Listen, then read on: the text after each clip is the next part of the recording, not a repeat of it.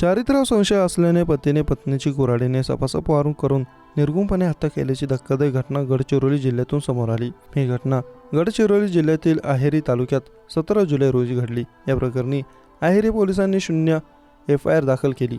रत्ना सदाशिव नौतम वय वर्ष 35 असे मृतक महिलेचे नाव असून तर सदाशिव लखमा नौतम वय वर्ष 45 राहणार मंडरा तालुका अहेरी असे या प्रकरणातील आरोपी पतीचे नाव आहे। प्राप्त झालेल्या माहितीनुसार सदाशिव लखमा नौतम हा पत्नीच्या चारित्र्यावर संशय घ्यायचा। बुधवारी 17 जुलै रोजी सकाळच्या सुमारास दोघांमध्ये वाद झाला। वाद इतका विकोपाला गेला की आरोपी पतीने पत्नीच्या तोंडावर आणि मानेवर कुऱ्हाडीने सपासप वार केले आणि ती रक्ताच्या थारोळ्यात जागेवरच कोसळली। त्यानंतर आरोपी पती देखील रक्ताच्या थारोळ्यात तिच्याच बाजूला पडून राहिला।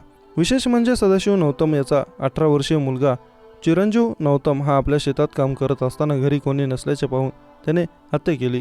त्याला रक्ताने माखलेल्या कपड्यावर आणि रत्नाला रक्ताच्या थारोळ्यात खाली कोसळल्याचे पाहून चिरंजीवचा चुलत भाऊ राहुल हनुमंत नौतमने शेतात धाव घेऊन चिरंजीवला ही माहिती दिली। मुलगा चिरंजीव घरी येऊन पाहताच त्याने एकच आंबरडा फोडला। या घटनेची माहिती वाऱ्यासारखी पसरताच परिसरात एकच खळबळ उडाली। चिरंजीवने आपल्या आजी आजोबा आणि गावकऱ्यांच्या मदतीने त्याच्या वडिलांना बांधून ठेवलं व घटनेची माहिती पोलिसांना दिली। त्यानंतर लगेचच 4 चाकी वाहनाने अहेरी येथील उपजिल्हा रुग्णालयात पाठवण्यात आले। मात्र येथील वैद्यकीय अधिकाऱ्यांनी रत्ना सदाशिव नौतम यांना मृत घोषित केलं। सध्या वैद्यकीय अधिकाऱ्यांच्या अभिप्रायावरून व फिर्यादीवरून मुलगा चिरंजीव सदाशिव नौतम याच्या जबाबावरून गुन्हा नोंद करून अहेरी पोलिसांनी तपासात घेतला आहे।